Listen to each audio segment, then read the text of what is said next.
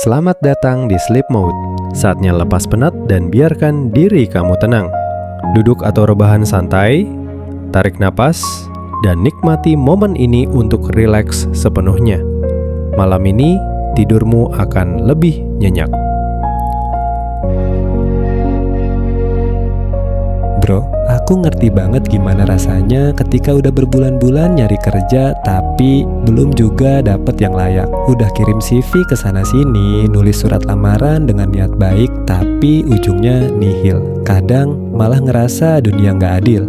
Ke orang lain kayaknya gampang banget dapet kerja, sementara kamu masih di tempat yang sama nunggu kabar yang nggak pernah datang. Capek, iya, sedih pasti, tapi kamu tahu apa yang paling penting? Kamu masih berusaha, dan itu hal besar yang sering orang lupa hargai. Sekarang coba tarik napas dulu, tenangin pikiranmu sebentar, karena mungkin ini saatnya bukan cuma nunggu kesempatan datang, tapi nyiapin diri buat nyamperin kesempatan itu. Kadang dunia kerja nggak selalu soal siapa yang paling pinter, tapi siapa yang paling siap. Jadi gini, langkah pertama, coba kamu evaluasi dirimu sendiri. Nggak usah buru-buru, tapi jujur aja ke diri sendiri. Tanya, bidang apa yang aku paling bisa dan aku suka? Kemampuan apa yang aku punya yang bisa aku jual di dunia kerja? Apa yang harus aku pelajari biar aku bisa lebih layak dan relevan sekarang?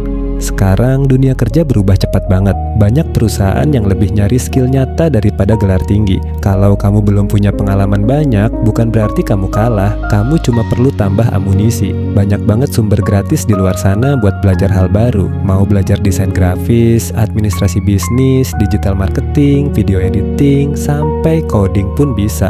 Semua ada di YouTube, Coursera, atau Google Skillshop. 1 jam belajar setiap hari aja bisa ubah masa depan kamu pelan-pelan. Dan jangan remehkan pengalaman kecil. Kadang kerja bantu usaha teman, bantu jualan, atau jadi admin medsos kecil-kecilan itu bisa jadi batu loncatan besar. Kamu bisa tulis itu di CV sebagai pengalaman profesional. Dunia kerja suka sama orang yang aktif dan punya inisiatif, bukan cuma yang nunggu diperintah. Terus, soal cari kerja, jangan cuma terpaku di situs lowongan besar.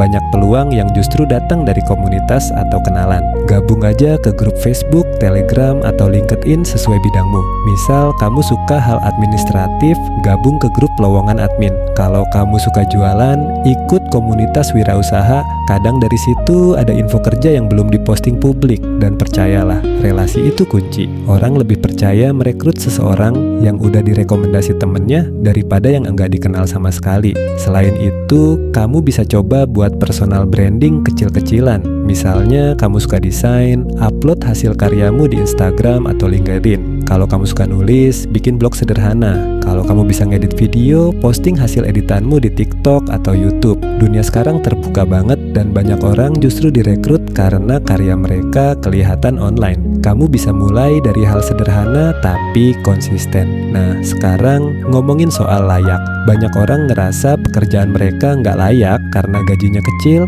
jam kerjanya panjang, atau atasan yang nggak menghargai. Tapi sebenarnya layak itu juga soal rasa bangga dan berkembang. Kadang kerja pertama yang kita dapat bukan tempat ideal, tapi bisa jadi tempat latihan mental dan karakter.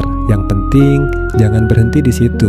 Kalau tempat sekarang belum layak, jadikan itu batu loncatan buat tempat yang lebih baik. Gunakan waktu kerja buat belajar, cari pengalaman, kumpulin portofolio, dan siapin langkah selanjutnya. Dan kalau belum dapat kerja sama sekali, bukan berarti kamu kalah dari siapapun. Dunia ini luas dan setiap orang punya waktunya sendiri. Ada yang cepat dapat kerja tapi cepat juga bosan. Ada yang lama berproses tapi sekali dapat langsung pas banget sama passionnya. Jadi jangan bandingin dirimu sama orang lain. Fokus aja sama perjalananmu sendiri. Sekarang coba mulai rencana nyata. Misalnya, 1. Tulis ulang CV kamu, bikin ringkas tapi kuat. Gunakan kata-kata yang menunjukkan kamu punya semangat dan tanggung jawab. Kalau mau, aku bisa bantu kamu buat format yang kelihatan profesional. Kedua, bangun profil online, bikin akun LinkedIn dan isi lengkap. Banyak hacker sekarang nyari kandidat dari sana. 3. Cari 5 lowongan tiap hari, kirim 3. Tapi kirim yang relevan, jangan asal. Sesuaikan surat lamaran dengan posisi yang kamu lamar. 4. Upgrade skill. Setiap minggu pilih satu hal kecil buat kamu pelajari. 5. Bangun koneksi. Sapa orang di bidang yang kamu minati, ikut webinar atau sekadar komentar positif di postingan profesional. Dan yang paling penting, jangan kehilangan semangat. Karena kerja yang layak bukan cuma buat orang beruntung, tapi buat orang yang gak berhenti nyiapin diri. Kadang Tuhan belum kasih sekarang karena Dia tahu kamu masih perlu sedikit waktu buat lebih siap. Dan begitu waktunya datang, semua perjuangan yang kamu jalanin bakal terasa masuk akal. Bro, aku percaya sama kamu. Serius, kamu bukan orang gagal, kamu cuma lagi dalam fase persiapan. Dan justru fase ini yang bikin kamu nanti lebih kuat.